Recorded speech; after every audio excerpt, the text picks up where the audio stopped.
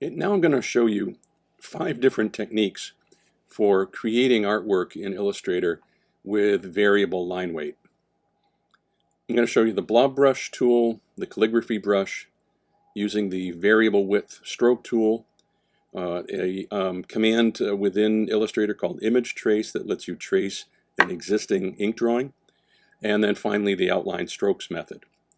I have to admit, the first 2 methods I don't ever use. I've never created line art professionally using the blob brush or calligraphy tools.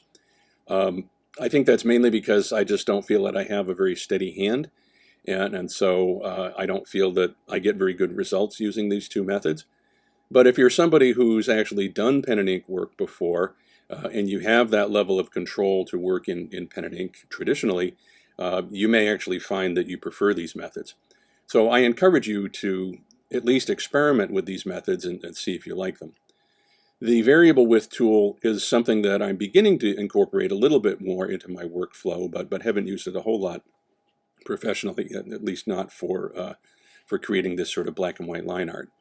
The image trace feature, where you actually scan an existing ink drawing and convert it into a vector illustration, that's something that I used to do a lot. Very early in my career, I was still doing a lot of pen and ink work by hand, and I discovered that you could actually convert it into a vector image. So a lot of the artwork that I have in my archive is actually stuff that was originally done in ink and then converted.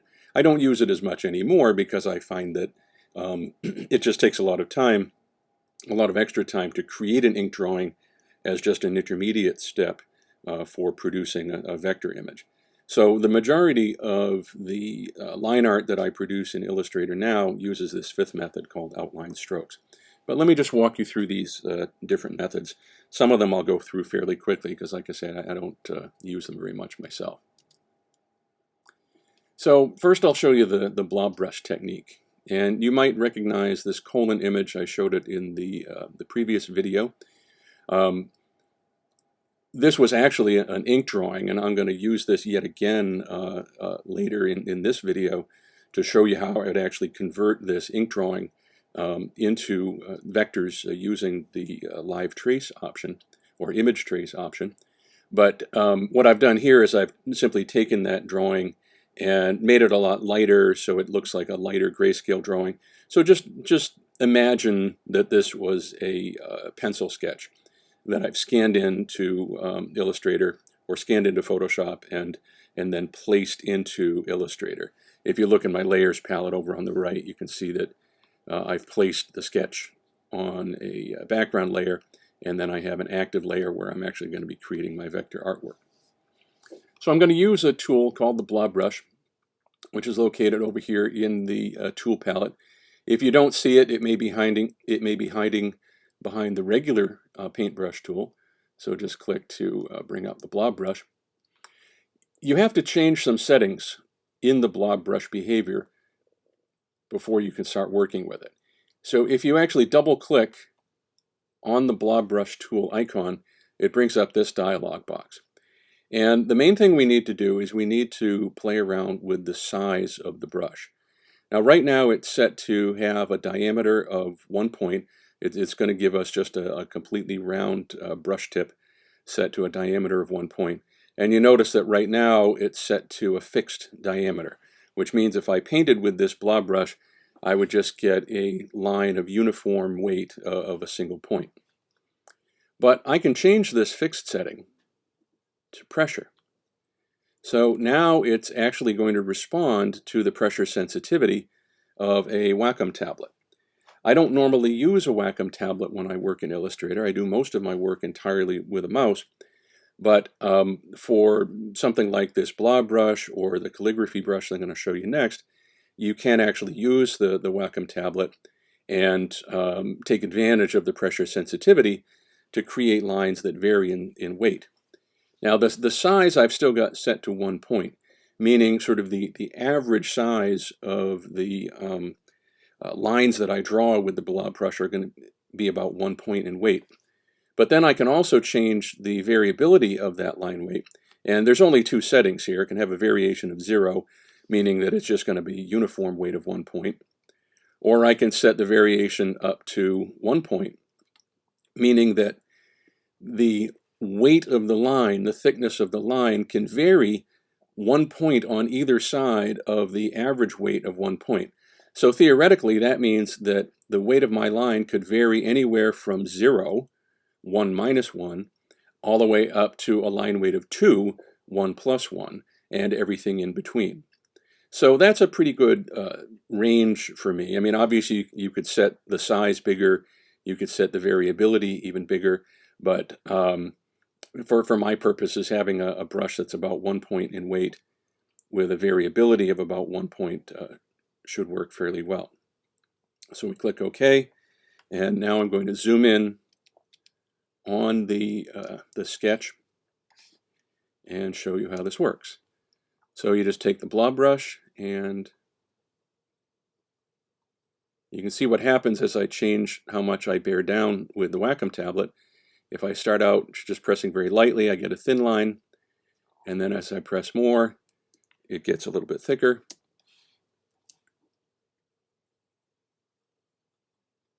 And then as I let go, I can try to get it a little thinner. I find that it works reasonably well tapering the line at the very beginning of the stroke, but I find it doesn't work quite so well when I start to pick up the brush or start to pick up the Wacom stylus at the end of a stroke.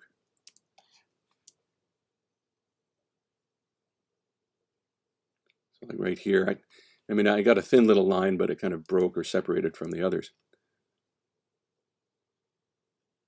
Up here, I'm going to try it again, see if I can get it to taper at the very end. Yeah, and it tapered a little bit, but not a whole lot. So I don't find that the pressure sensitivity works all that well, and I just don't feel like I've got super good control with this. I mean, this is actually working out reasonably well.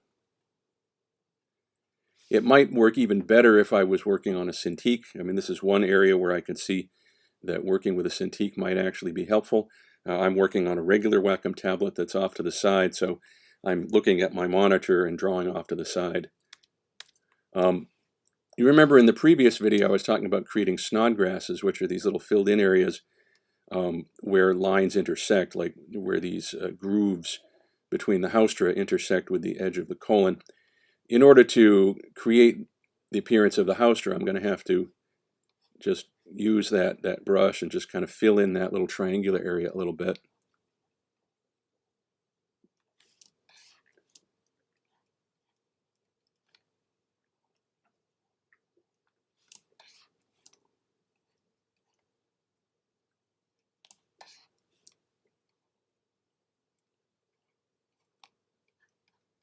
And you can see it's getting a little sloppy here.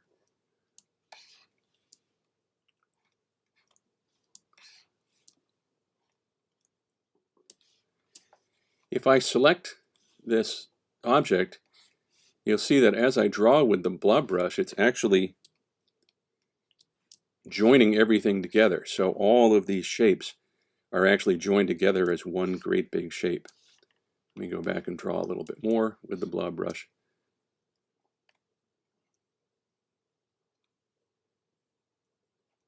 So everything is uniting together in one great big solid shape. So that's about all I want to show you for the blob brush. I mean, the result here is really not too bad. I'm going to hide the sketch so you'll see what that looks like. And you can see that there is some variability in the line weight. I could also go back into the blob brush settings. Let me turn my sketch back on. And I could set this even to a smaller number. And then I could do things like some of the finer details in the colon, like the tinea coli.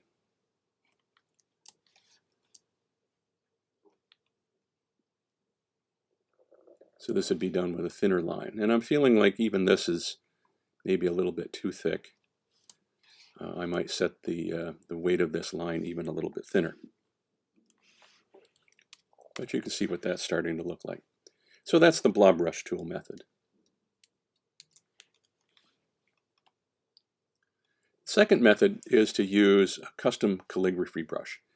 And to create a custom calligraphy brush, we need to pull up our brushes palette. And in the brushes palette, go to the little menu in the palette and say New Brush.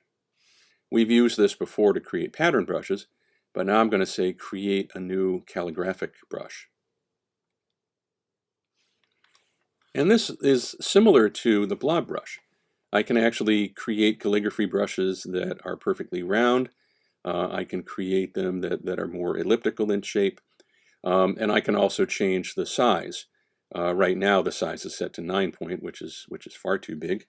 I'm going to set this to 1 point, or maybe I'll try 1.5 point this time. And then I can also change the size from fixed to pressure sensitive. And I can have the variation be, varying 1 point or even go up to 2 point, which means again that the line weight could vary anywhere from, theoretically from 0 if I press extremely lightly, all the way up to 1.5 plus 2. So we could go all the way up to, say, 3 points in line weight.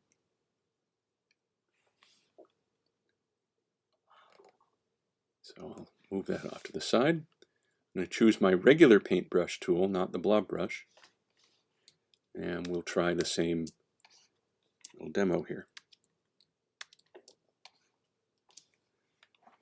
So it is pressure sensitive, so it should respond to the pressure of my tablet.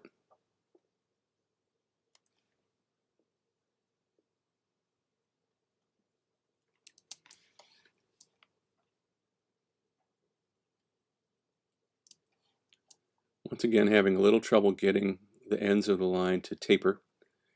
That may be something that just comes with practice, taking advantage of the pressure sensitivity of the Wacom tablet. See, that one's a little better. That one didn't follow the sketch very well, but at least I was able to get the little taper at the end to look a little bit more slender.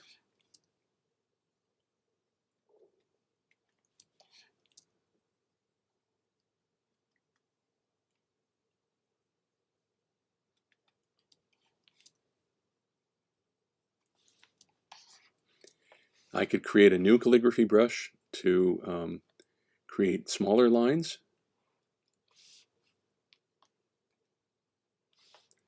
So I could set this one down to, say, a smaller number. In fact, let me go down to 0.5. Change that to pressure sensitive as well, and I think the variation is only going to let me do 1 point. I could use this for things like the edges of the Taniacoli. See, this is looking a little better than what I was doing with the blob brush before. Now there are some big differences between the calligraphic brush and the blob brush. When I was working with the blob brush, every time I created a stroke, it was actually creating a completely filled in shape. And those shapes were all joined together to one another to create just one big, large, continuous shape. Here with the calligraphic brush, these are all still strokes. They are not filled in objects. If I zoom in very closely, you should be able to see that these are actual strokes. The nice thing about that is that then they're a little easier to edit. So with the blob brush, once you've drawn it, you've got a completely filled in shape. Here with the calligraphic brush, it's still just a stroke, which means it's a little easier to edit. And I can also change the weight of any given stroke. If I decide that all of these are a little too fat, let me see if I can select all of these. I don't want to select the little thin ones that I did for the Tania. I just want to select all these fatter ones over on the edge of the colon. If I decide that I don't like the line weight of these, I can still go to my stroke palette and change them. So there's 1 point. I can reduce it or increase it, with these up or down arrows, and change the thickness. Now it's not filling in a number here. It's possible that some of these actually did have different stroke weights when I drew them. but I can increase or decrease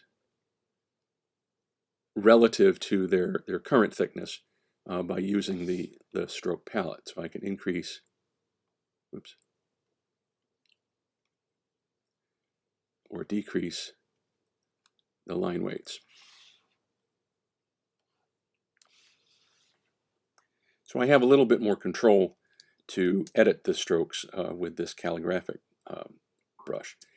Now, one problem I run into, though, is that it's much more difficult to create the little snodgrasses where the lines join.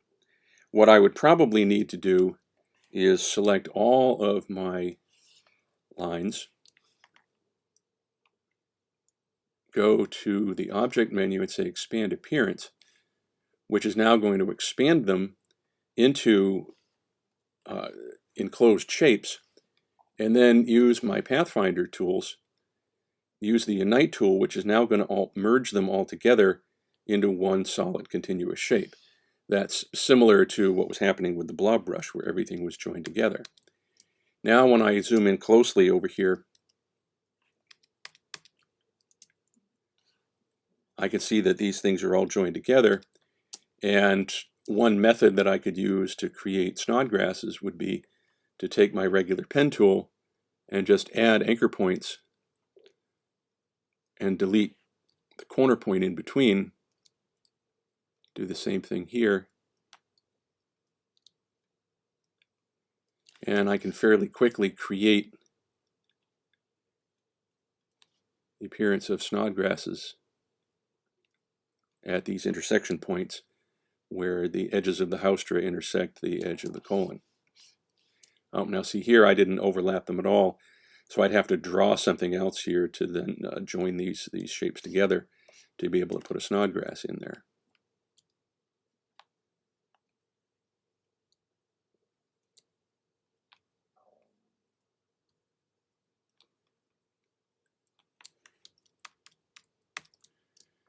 Okay, that's the calligraphy brush tool.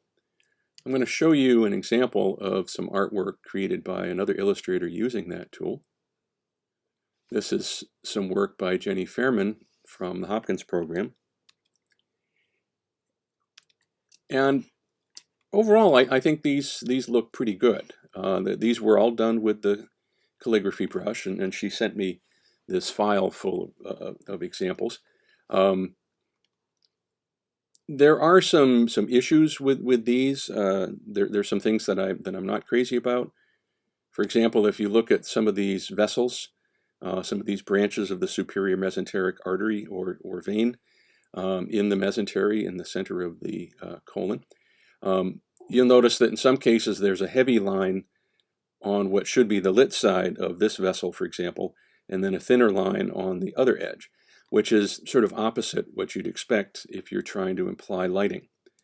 Also, if you look at something like the transverse colon or the descending colon over here, there's no difference in line weight from the lit side to the shaded side, which is, we'd expect something like that. Or if I look here at this hand holding this instrument, if you look at the edge of the thumb, it's interesting that there's a heavier line on this part of the thumb, but then it gets real skinny again down here. And the lines of the fingers that are in the background are actually thicker lines than the lines of the thumb. So it doesn't really follow some of the principles that I was showing you about line weight variation.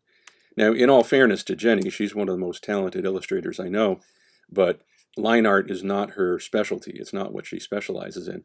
These are also pretty old examples. I think she was just in the process of experimenting with this particular calligraphic brush approach. But it demonstrates that you can create some pretty nice line art using this method. The third method is to use something called the variable width stroke tool, or Illustrator I think just refers to it as the width tool. What I've done here is I've just drawn out some outlines around the iliocecal junction. So we have the ilium coming in from the right, joining with the cecum. You can see a little thin taenia coli stripe running down the center of the cecum and heading up towards the ascending colon. And then you see the appendix hanging off from the inferior end of the cecum. these are all drawn with lines of uniform weight. So if I were to select these with my selection arrow, you can see that they're all just strokes and they all just have a uniform line weight to them. The line weight of this stroke right here, you see in the stroke palette, it's a 1.5 point stroke. I believe these are also 1.5. These strokes are much thinner. This is 0.5 point. Since the taenia are really, kind of internal details on the colon, I've rendered them with a much thinner line than the outline. These edges here, or these lines that represent the indentations between the haustra, they're kind of an intermediate weight. They're 0.75. But we've just got 3 line weights here, just 1.5, 0.75, and then 0.5 points. The variable width tool, or just the width tool, as they call it in Illustrator, is located over here in the tool palette. I'm going to select that width tool, and I'm going to get in a little closer to my artwork. And I'm going to bring up just my selection arrow for a second just to select this line. And then I'm going to use that width tool to click right on one of the anchor points, let me just go right near one of the anchor points. And when I click, I can actually drag out and make the stroke a little bit thicker. And do the same thing here. Whoops, must have gone the wrong way. Just zoom in a little bit more. So you see that it's making this part of the stroke thicker. It's also applying that to adjacent points. And it's made this whole stroke thicker, although it begins to taper up here towards the left. Now I don't want the left side of this cecum to be a thick line. I want this to remain somewhat thinner because that's going to be on the illuminated side, towards the light source. So if I come back over here, I may be able to pick one of these points and drag in towards the center and return it back so it's a little bit thinner. So see how that whole edge of that line got a little thinner, but then as I come back over towards that other point that I made fatter, it's a little thicker again. So it's varying the weight of this stroke from a thicker area down here towards the bottom of the cecum, which would be in shadow, to a much thinner stroke as we come up here towards the upper left. Because the cecum is kind of fading away out of view up here, I could even come up to the upper left. I don't know why it keeps doing that every time I zoom in. And I could make this even thinner. I can click right on the end and then pull in towards the point and make this line very, very thin there in the upper left to suggest that it's tapering away and kind of fading away. Now I realize it's gotten far too thin down here, so I'd have to come back somewhere in here and make it thicker again in this area. So you have to kind of go back and forth a little bit, making some areas a little thicker, other areas a little thinner. This probably needs to be a little thicker here as well.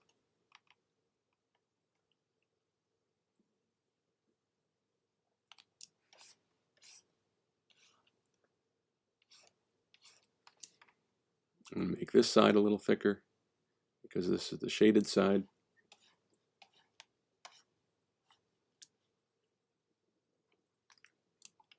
But up here where it's tapering down to nothing, and disappearing and fading from view, make that a little thinner. So you can see how this is beginning to, vary the width of the line. Over here on the ilium, as the ilium is coming in towards the cecum, I'm just going to go ahead and select this stroke and just make it a little bit thicker. Let's make this maybe 1.75 points. And maybe make this one a teeny bit thinner, make it, say, 1.25 points. So there's a 0.5 point difference in line weight between the upper edge of the ilium and the bottom edge. And that should be enough to imply, a light source and a direction. But at the same time, the ilium is kind of disappearing from view here, so I want to taper the ends of both of those lines as they fade off towards the distance.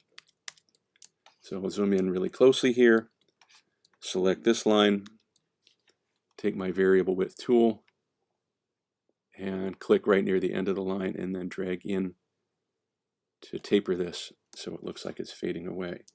And do the same thing here.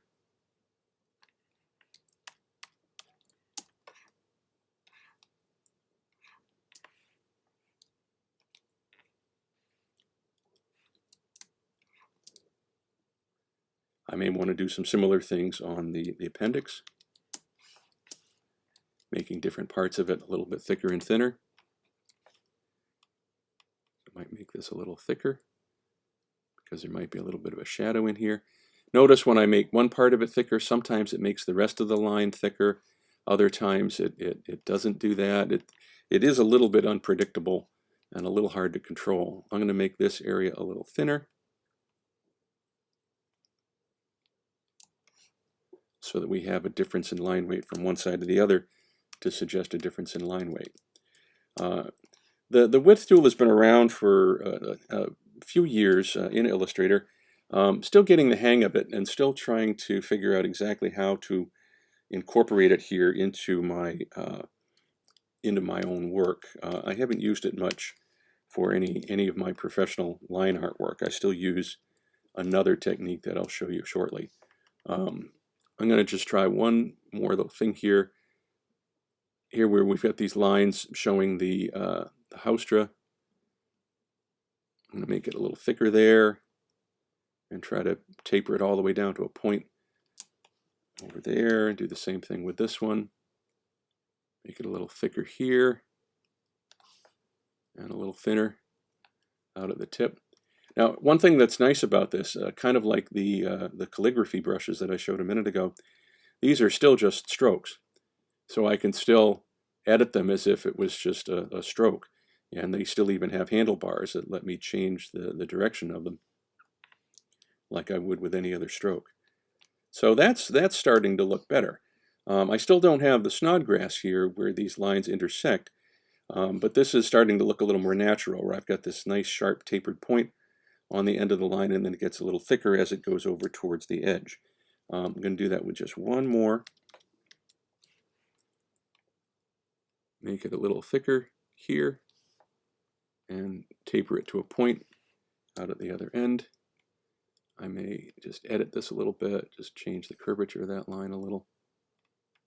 Whoops.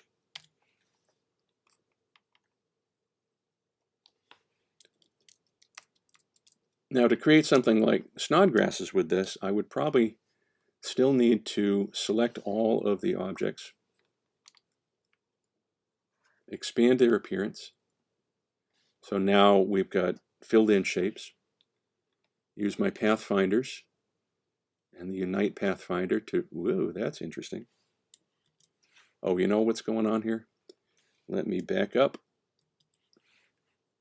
No, I thought that maybe I had a fill in my objects that was creating a separate shape, but they're not filled in. So let's see what's going on here.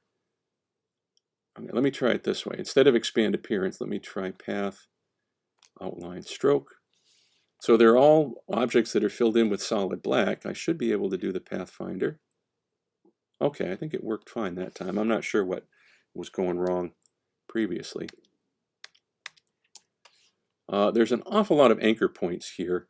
I'm not sure if I've shown you this before, but if you go up to the Object menu, go under Path, there's a command to simplify, which will allow you to delete a lot of extraneous points. So I'm going to set the curve to maximum here. I don't want the curve to get distorted. Yeah, see what happens if I set this to minimum, it distorts the curve. So I'm going to set this up to maximum so it tries to preserve the original curve. But if you look down here, you'll show that it's changing it from 603 points to only 134 points. So it's dramatically reducing the total number of anchor points. This will make it easier to make some edits to the artwork. So if I wanted to do things like put in the Snodgrasses, I can just get my regular pen tool add anchor points, and delete corner points. And then just adjust the curves a little bit on either side.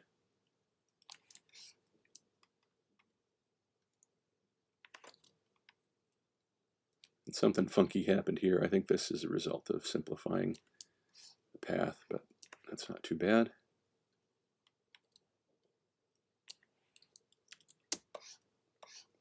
And I would probably put some snodgrasses down here where the taenia are intersecting with the edge of the colon, the edge of the cecum.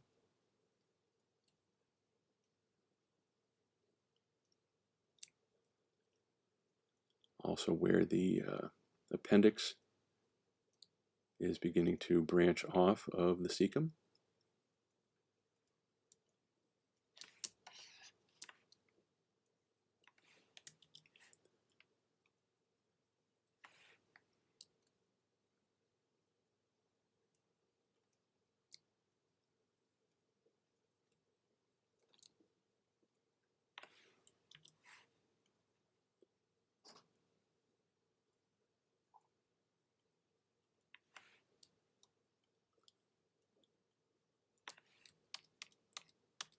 Okay. So that's actually looking pretty good. I particularly like this area right in here where I changed the thickness of these grooves between the haustra and then added the snodgrasses where they intersect the edge of the colon. I obviously didn't do that over here on the other side. All right, so that is it for the variable width stroke approach.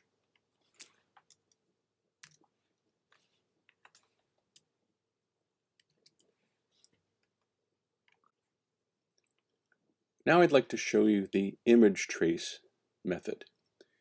Image trace is a tool within Illustrator that allows you to convert a raster image composed of pixels into a vector image.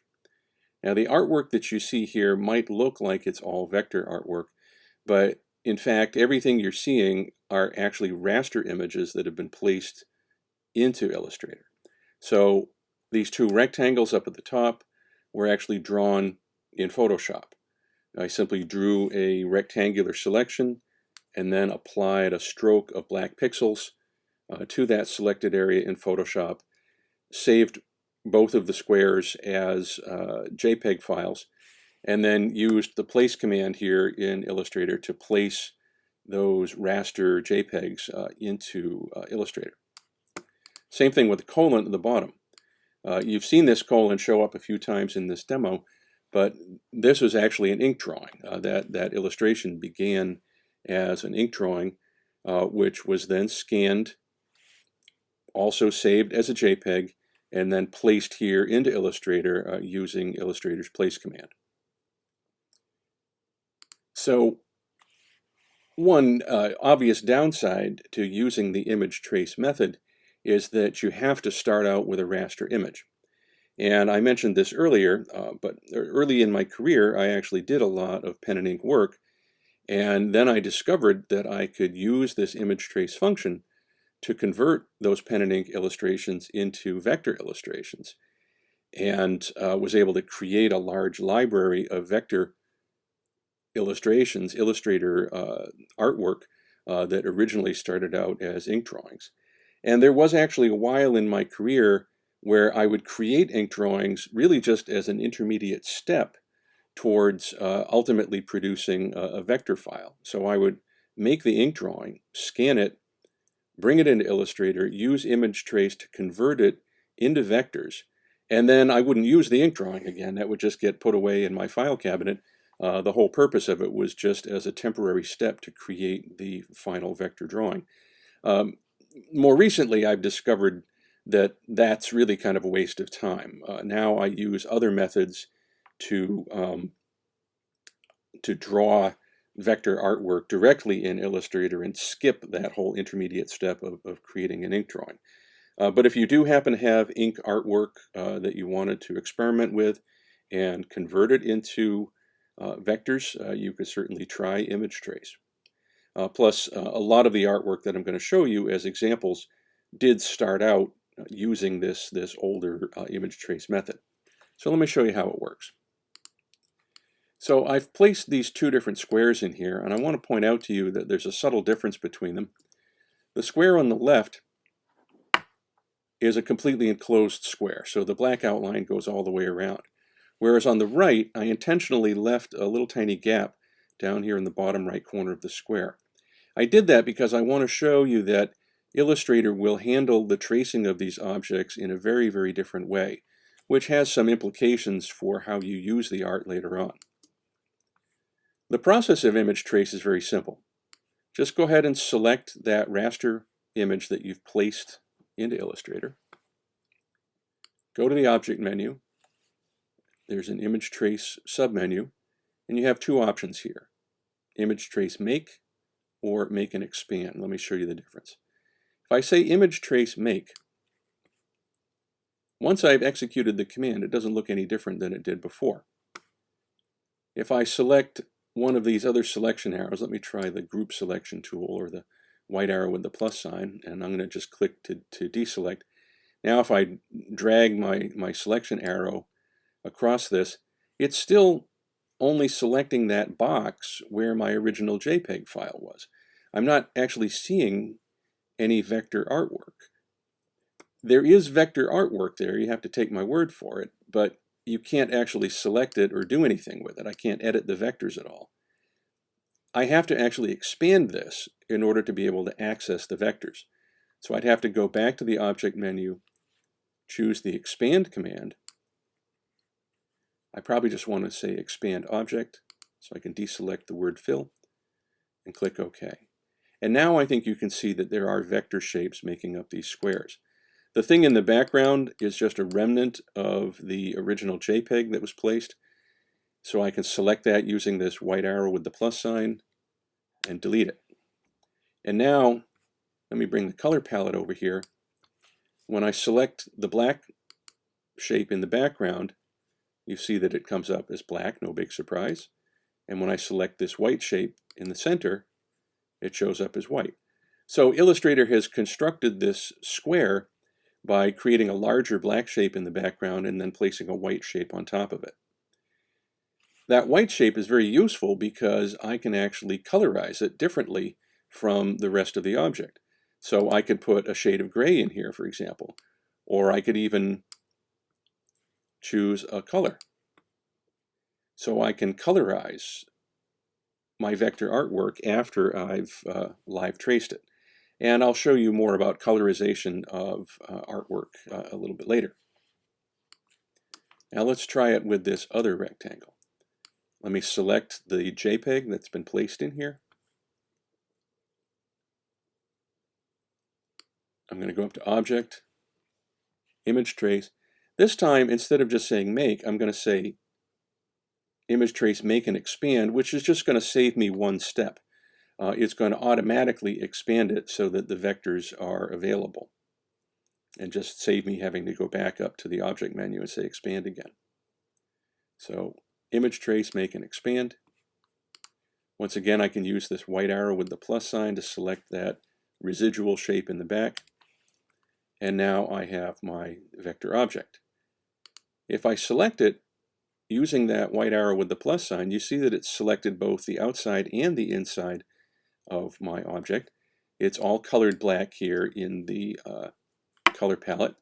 If I zoom in on that bottom right corner, you'll see why I wanted to show you this in the demo.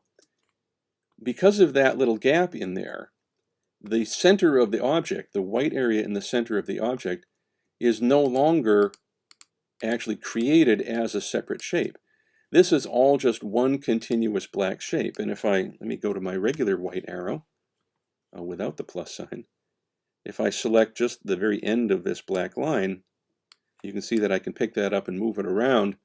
There is no white shape in the middle, which would make this impossible to colorize the center of this shape if that's something that I wanted to do. So if you are thinking about the possibility of adding color to your line art at a later time, you want to make sure that you always enclose the shapes that you want to colorize so that after the live trace occurs, you actually get this separate white shape that you can easily select and add color to. Let's try it with the colon. So this is a JPEG that's been placed. It's a raster image consisting of pixels. I'm going to say Object, Image Trace, Make and Expand.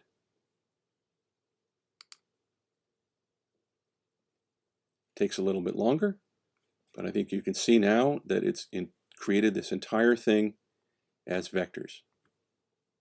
I'm going to go back to that white arrow with the plus sign. I'm going to just deselect, select that residual object in the background, which is, like I said, it's just a remnant of the original JPEG file that I placed in there. And you'll see now that I have a bunch of artwork that's all vectors. And this colon image is a little different from one that I may have shown you in the other video. In the other video, you might recall that I had left a little bit of a break down here under the transverse colon. There was a little break between the edge of the transverse colon and the end of the ascending colon. Same thing over here. I had left a little break between the transverse and descending colon. In the original ink drawing, that wasn't the case. It actually looked more like this. The reason for that is because I knew that I wanted to be able to select the white interior of this colon and give it a colon color.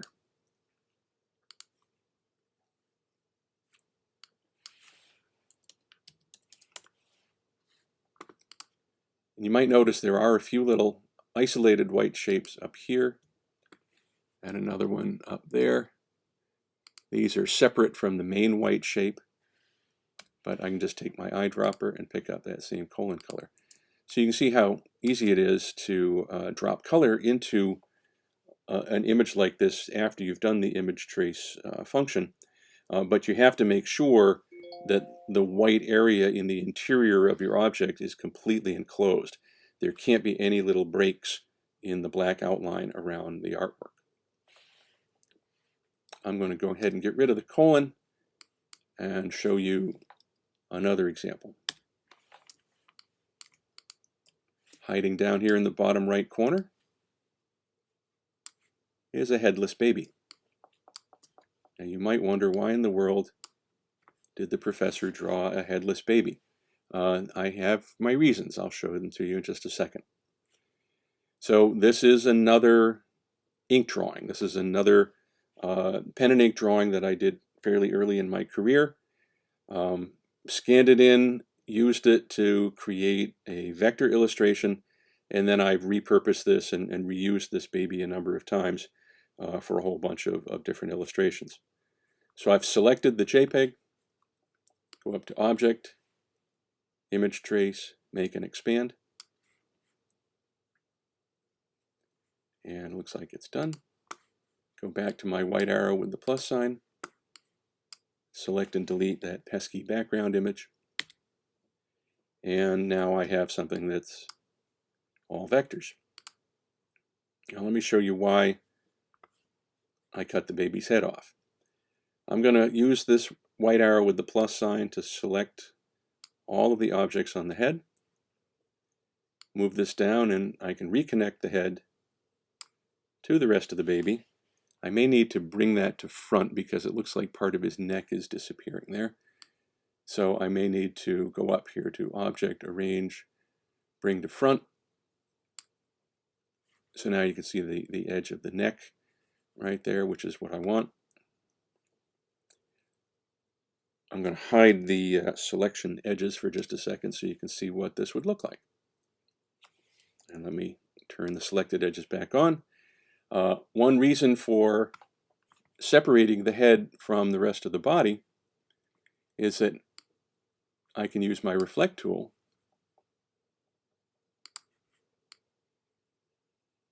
and turn the head the other way. And now I've got two babies for the price of one. By drawing one ink drawing, I've now created, or I have the ability to create a baby that's facing one way or a baby facing the other way. I could use my rotate tool also and just make subtle little changes to the position of the head. I could even do this with the limbs. I could have actually drawn the limbs separately, or even if in a real extreme example, I could have drawn the brachium separate from the antebrachium in hand, and then have the ability, almost like a little paper doll, to rotate the limbs all over the place and be able to create babies in many different positions just by live tracing a single ink drawing. Now I want to show you the outline strokes technique.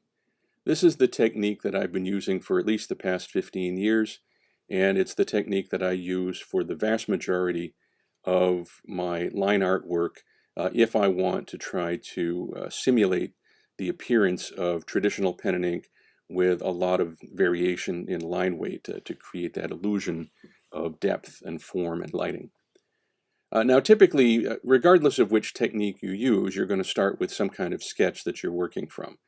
This could be a pencil sketch like you see at the top, or it could be some kind of photographic reference like the image at the bottom that's actually exported from Horos. If you're using any kind of photographic reference, just make sure that you have the rights to use that photographic reference.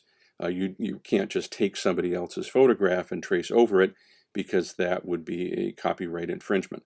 So you would either need to generate your own photographic references, such as using Horos to generate anatomical references like you see here, or take your own photos as references.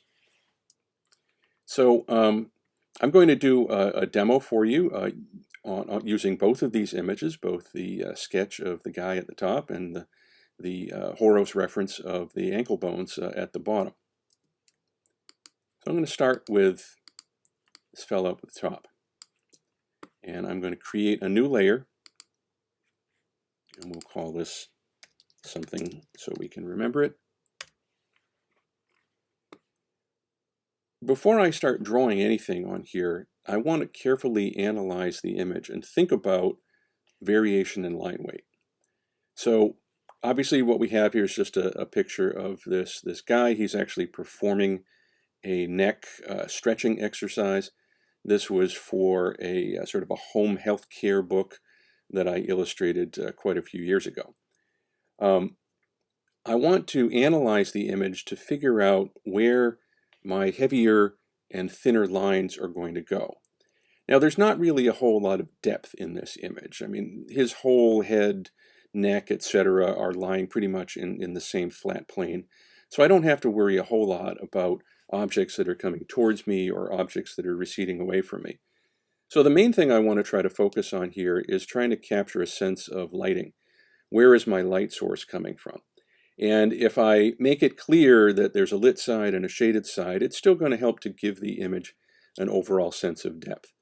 Now, I actually did that to a certain extent at the sketch phase before I even started, even before I even scanned it in and brought it in. So you may be able to tell that there are some subtle differences in line weight. If nothing else, you should be able to tell that there's an obvious heavy outline that goes around his entire head and shoulders. There's a fairly heavy line that separates his shirt from his neck. But then all of the internal details, particularly the hair, some of the details in the ear, the eyebrows and so forth, some of the wrinkles, all of these things are rendered with a much thinner line. Typically, when I approach an illustration like this, I want to figure out where is my heaviest line going to be first. And that's typically the very first thing I'm going to draw. And then I will draw progressively thinner lines and then finally finish up with my finest little details. So in this particular image, since everything's lying essentially in the same plane, there's not a whole lot of depth here. Like I said, I don't have to worry about putting a heavy line on objects that are closer and a thinner line on objects farther away.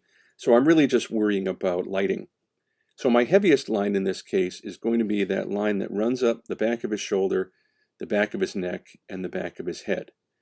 And then I'm going to transition to a little bit thinner line on the top of his head, on the top of his hairline, running right down the front of his face, the front of his neck, and the front of his shirt. And then I'll go with progressively thinner lines after that for all of the internal details. So I'm going to get my pen tool, and I'm going to start down here in the bottom right at the back of his shoulder and just start drawing a path. And I'm going to try to do this relatively quickly.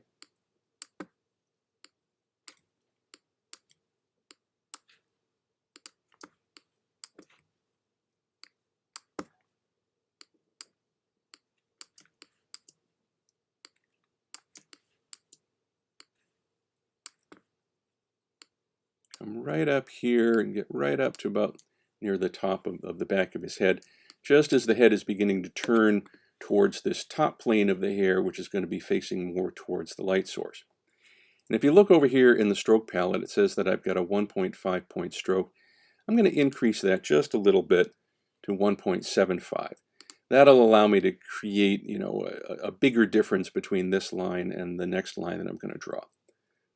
Now I want to continue and draw a new line, which is going to run along the top of the head and down the front of the face and down onto his chest. But it's very important when I draw this second line that I don't simply start drawing from this same point. Because if I click right on that point and then continue drawing, it's just going to continue to pick up that same stroke weight. So let me undo that. I want to make sure that my second line does not actually connect to this point. But I don't want to leave a gap. In other words, I don't want to do something like this, where I've left an opening there, because then when I convert this all to outlines and merge all of these objects together using the Pathfinder tool, there's going to be a break, a gap. And if I ever wanted to come back in here and try to colorize the inside of this person's head, I wouldn't be able to do that because I'd have this opening. So instead what I'm going to do is, as I draw my second line, I'm going to overlap it with the first one. I'm going to start the pen tool overlapping the first line, but making sure that I'm not actually clicking right on the endpoint.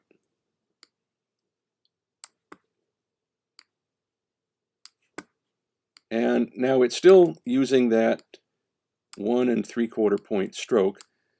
Before I forget, let me change that. Let me reduce that down to, say, 1 1/4, 1.25.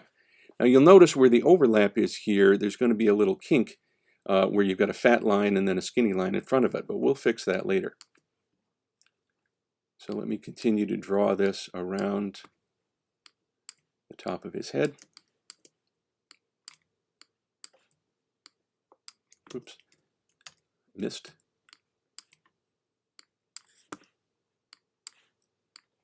And I'm going to try to do this relatively quickly.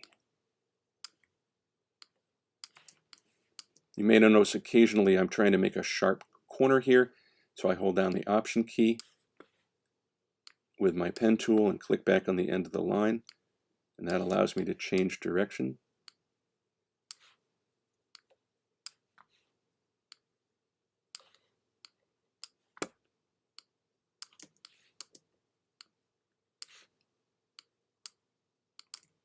I'm going to do that again. I'm holding down the Option key.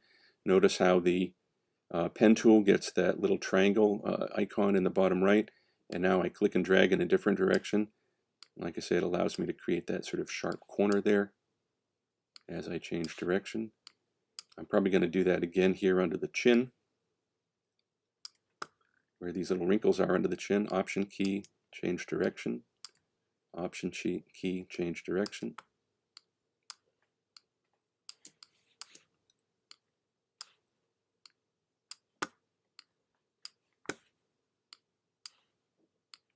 Same thing here.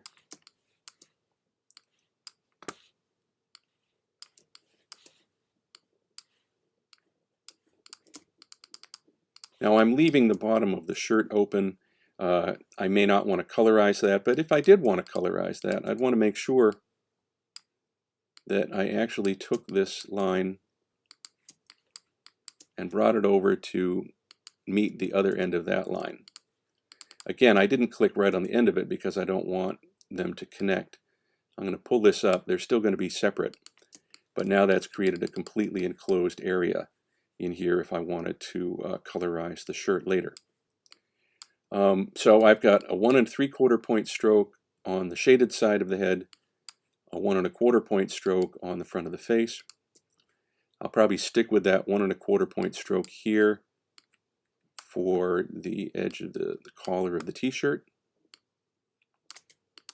and probably for a fairly prominent feature like the ear.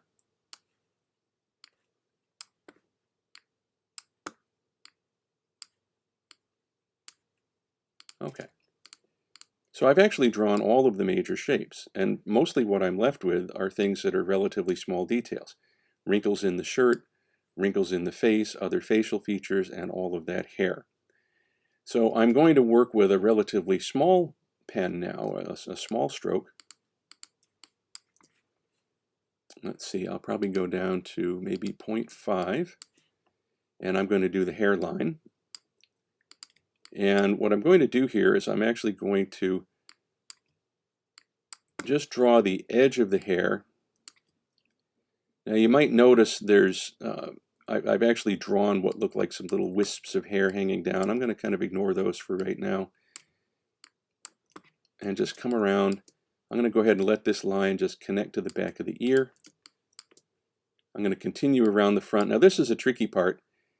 If I wanted to be able to colorize this thing later and actually color the hair independently from the face, I'm going to have to make sure that this is a continuous line here, but at the same time I need to try to suggest hair texture. So this may look a little bit ugly, but I can fix this up later. Trying to just create something sort of jaggedy here that's going to suggest, you know, a fuzzy edge to his hair while still creating a continuous connection all the way around to the front of the hairline.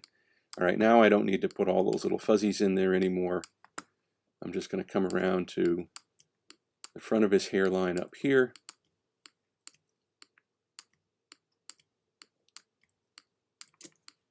I am putting just some little curves in the line up here, just because that'll look a little bit more natural when I'm all done. And then just go ahead and overlap with that line on the edge of the front of his head. So in the video, I'm going to try and speed up at this point because it's going to take me quite a while to draw all this. So I'm going to try to speed up the video now and you know, try to actually complete this whole thing. So let's see.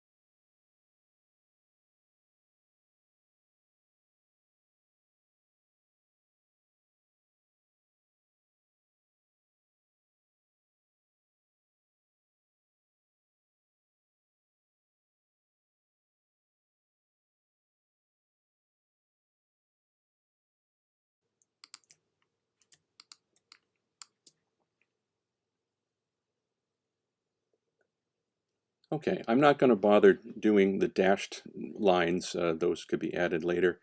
And I don't know how well you could follow what I was doing, because hopefully I could speed it up a lot. I may not have followed every single line of hair in, you know, in the sketch exactly right, but I was able to get most of that, most of the hair done. So I'm going to hide the sketch now, and we'll see what this looks like.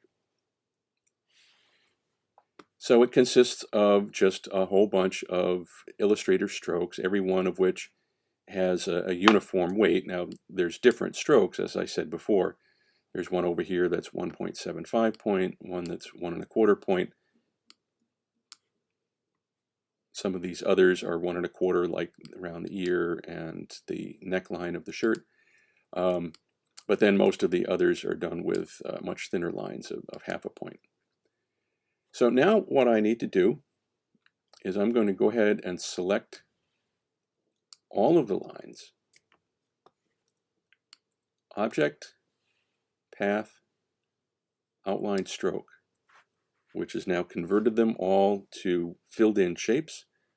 And while everything is selected, I'm going to go to my Pathfinder palette and choose Unite. And that's going to join these all into one great big complex shape. So they are all joined together. And if I zoom in here, you'll be able to tell that these are all joined into one shape. So now I can make further changes to my line weight, as well as taking a whole lot of time to go around and taper the endpoints of all of these lines to make much, much thinner, more delicate lines. The first thing I'm going to do is I'm going to make a few little tweaks to the line weights.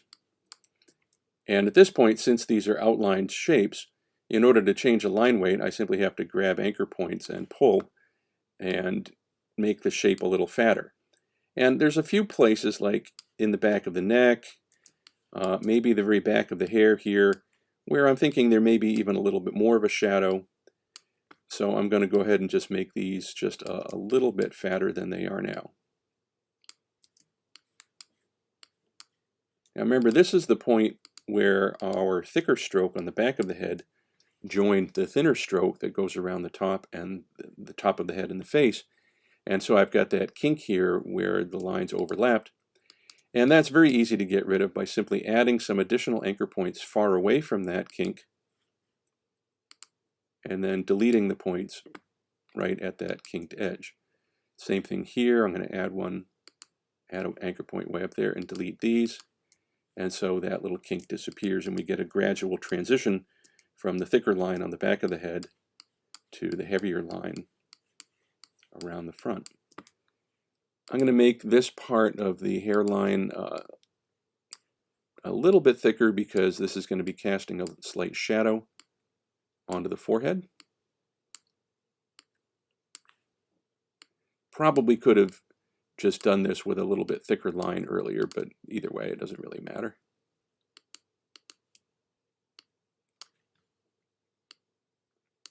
And then I can let that just gradually transition to the thinner line. Here on the front of the face, there are a few places where I may want to make the line just a little bit thicker.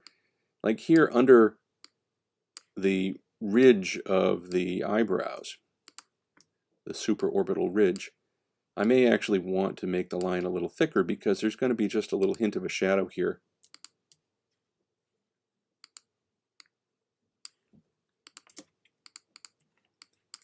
Same thing under the tip of the nose. There may be a little hint of a shadow here as well. So I'll just make the line a little thicker here and extending down just above the upper lip. I might make this a little bit thicker too.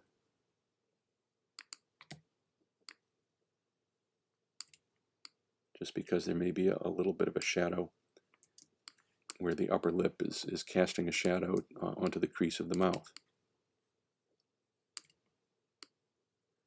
While I'm here, I'm going to get rid of this sharp point at the crease of the mouth. And I'll do this by just adding anchor points on either side of the corner and deleting the corner point.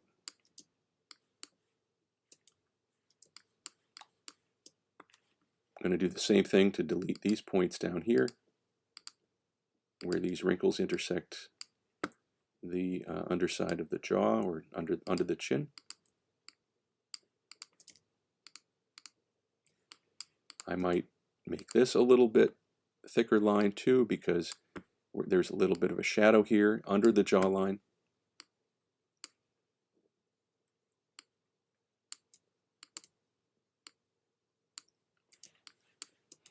So you can come back and just make subtle little tweaks to the line weights.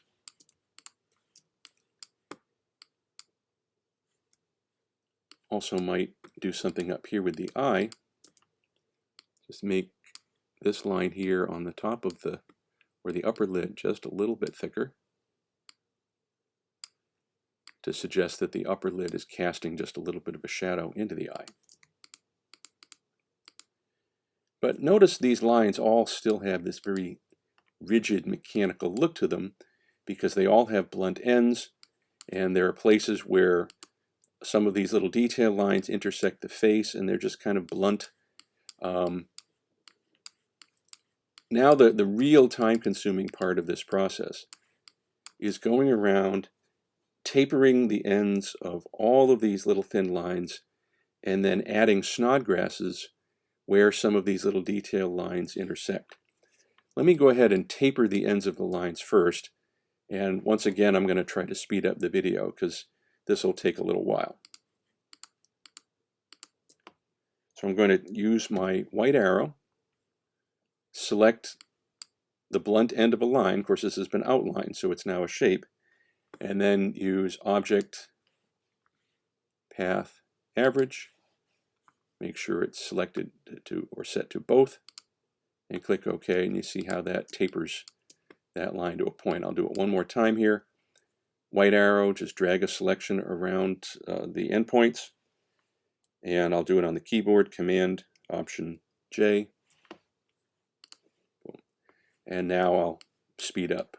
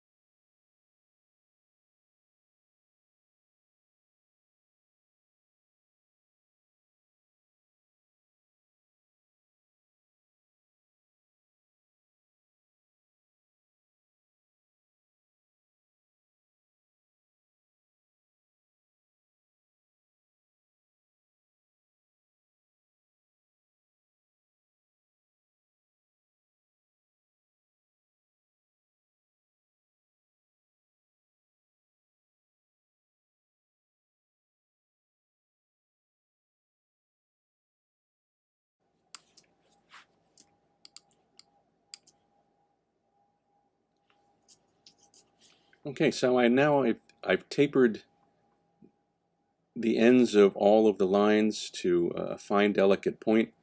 I think the artwork is starting to look a little bit more organic. It's looking a little bit more like an actual ink drawing with very graceful lines. You may have noticed as I was tapering the ends of lines that there were a number of instances where I had a relatively short line that had just two endpoints at one end of the stroke, two endpoints at the other end of the stroke, and if I were to average the endpoints at one end, they would go to just a single point. If I average the endpoints at the other end, they would go to a single point. The line would essentially disappear if I just average the endpoints at both ends. So in many cases I had to go back in and add a couple of anchor points in the middle of the line so that the center of the line retained a little bit of thickness even when I tapered both ends. The next thing I'm going to do is go in and add all of the snodgrasses. And there are going to be a lot of them in this illustration because every place where the edges of the hair meet the hairline, all around the eyes, the nose features, around the mouth, under the chin, lots and lots of places where there are going to be snodgrasses. So once again, I expect to speed up the video quite a bit because this will take a little while.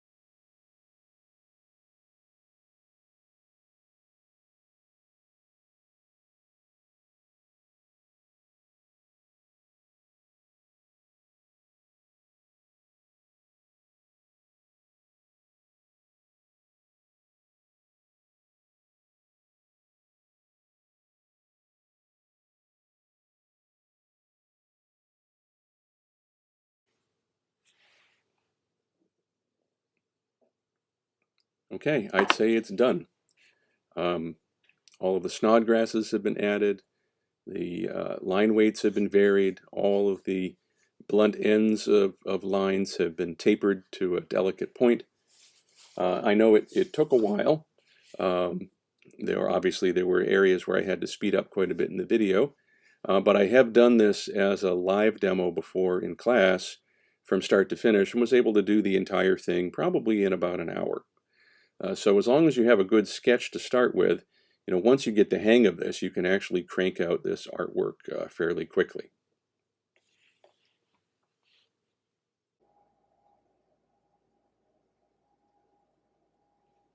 Okay, I'm going to hide this artwork now, and I'm going to show you this other version. This is the one that I had actually done for the client. You can see that it's quite similar.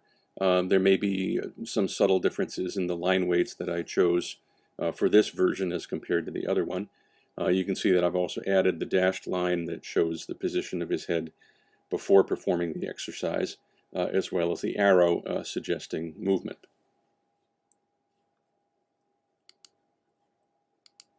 Now I wanted to show you how I would approach something like this illustration of the bones of the ankle. And this should be a quicker demo because I've actually already drawn out all of the bones. I've already drawn all of the outlines. You might be able to tell that the position of the bones has changed a little bit because I edited this slightly after drawing the bones. But for the most part, I was able to just trace the bones from this image exported from Horos. Let me hide the original Horos image. And here now you see the individual bones. Now you might think it's a little odd that they're all overlapping one another. That's because if I expand this layer, what I've done is I've actually drawn each bone on its own layer because I wanted the ability to reuse this image in the future, potentially for other clients. And I thought it was possible that they might want to see just the tibia, the talus, and the calcaneus, or they might want to change the position of the bones, or perhaps show the foot in more of a plantar flexed or dorsiflexed position. So I wanted to be able to draw every bone individually. So there's the tibia. I'm going to hide that. The beginning of the first metatarsal. The cuneiforms in the distal row of tarsal bones, navicular and cuboid. Now we're left with just the talus and the calcaneus. Let me hide the talus and we'll focus just on the calcaneus. So if I zoom in on this and I select some of the different strokes here, we'll see that we have a slightly heavier stroke, 1 3/4 points, going around the heel, the calcaneal tuberosity, where the calcanean or Achilles tendon inserts onto the calcaneus. That comes around along the bottom surface of the calcaneus. And then the more superior surface has a somewhat thinner line, 1 1/4 point stroke. I mean, I could also change that to, or excuse me, 1 1/2 point. I could change it to 1 1/4 just to exaggerate that difference very slightly between the lit side and the shaded side. Notice also there's a fairly thick stroke here for the underside of this structure, which is the sustentaculum tali, that's actually coming out towards the viewer. This is the structure that projects out from the medial side of the calcaneus to support the talus up above. You can see that there's also some lines of somewhat thinner weights, like 3/4 point here, to show this ridge on the tuberosity of the calcaneus, and then just a bunch of little tiny lines using a very thin stroke of just 0.25 points. So as I did before, I'm going to select all of these lines, go to Object, Path, Outline Stroke. While they're all still selected, go to my Pathfinders, unite them. So now they're all joined together. Then I would come in here and fix these areas where the thick and thinner strokes overlapped. So I just grab my pen tool, add 1 or 2 anchor points on either side of that area, and then delete the points right where that little kink in the line is. So add point here. I probably don't need to add anything else down there. Delete these points and create a smooth transition from the thicker stroke to the thinner stroke. And then I would come around and add snodgrasses.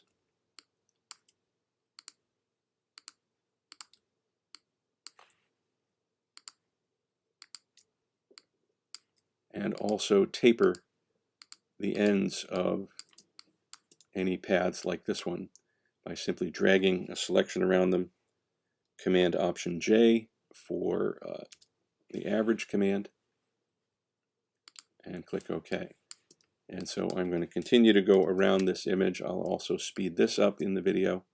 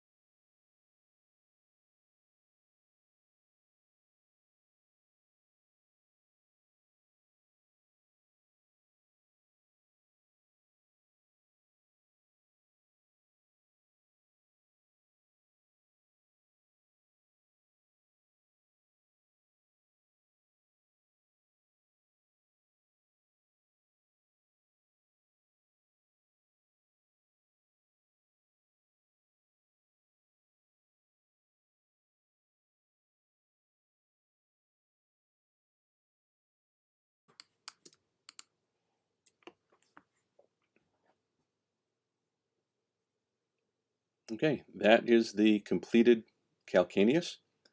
I would then do the same thing for all of the other bones.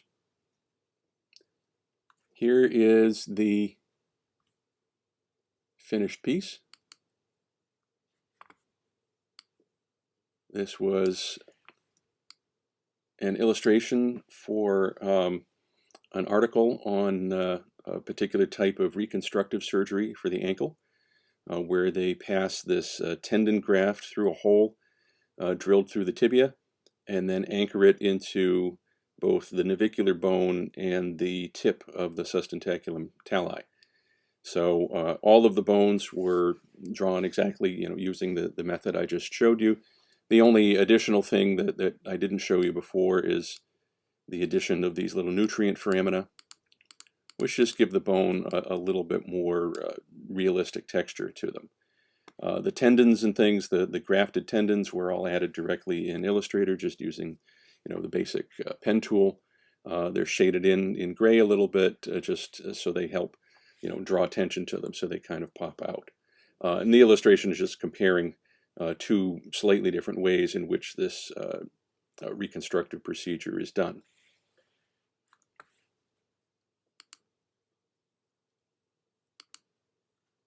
I want to show you a few additional examples of this technique, all from real projects that I've worked on. This was a series of illustrations about placement of a body cast for very young patients with scoliosis. So the patient is placed on this very complex table and placed into traction.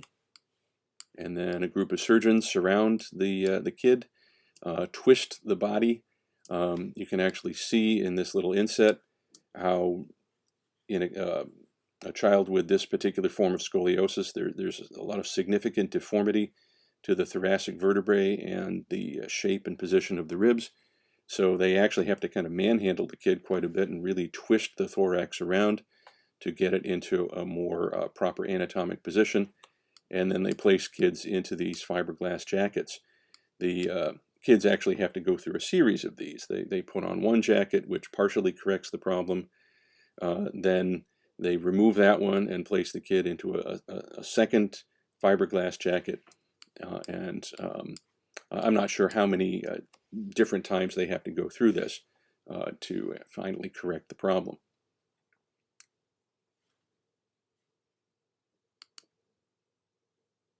Here is an illustration that I believe I've shown you in a different class, showing different measurements of different parts of the skeleton that can be recorded from radiographic images.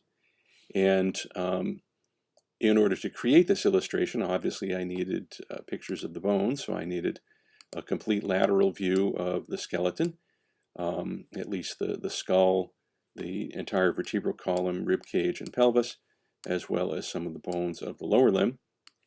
I also needed anterior views of things like the pelvis, the rib cage.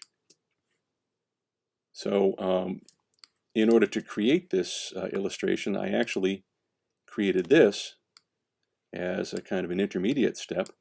I decided, since I had to create essentially an entire lateral view of the skeleton, may as well make the whole thing. So lateral view of skull, entire vertebral column, rib cage, upper limb, pelvis, lower limb, and so on. And even though I only needed a few small areas of the anterior view, I figured, why not make the whole thing as well? So now I have the entire skeleton drawn from both lateral and anterior view that I can use and repurpose over and over again in the future.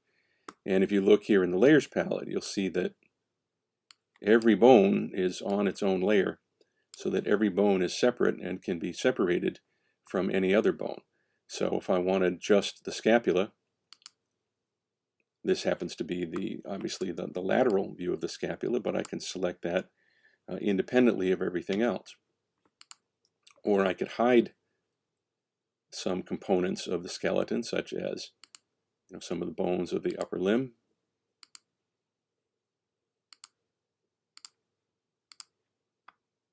That reveals that the rib cage is drawn in its entirety. I could also hide the the ribs, and you see that also the entire vertebral column is drawn in its entirety. Each component of the vertebral column is drawn separately so that I could just show the lateral view of the lumbar vertebrae and the sacrum. Same thing is true for the anterior view. Again, all of these bones are drawn separately.